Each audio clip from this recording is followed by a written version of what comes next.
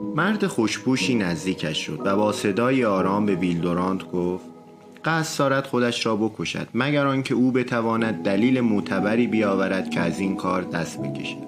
دورانت در آن لحظه تمام تلاشش را کرد که او را از این کار منصرف کند. اینکه آیا موفق شد یا نه خود دورانت هم نفهمید.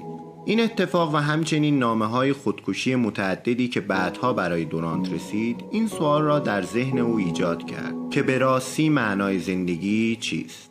دورانت نامه‌ای نوشت و به شخصیت‌های برجسته دوران خود فرستاد و از آنها دعوت کرد که نه تنها به پرسش بنیادی معنای زندگی پاسخ دهند بلکه بگویند خودشان در زندگی چگونه معنی، هدف و رضایتمندی یافتند.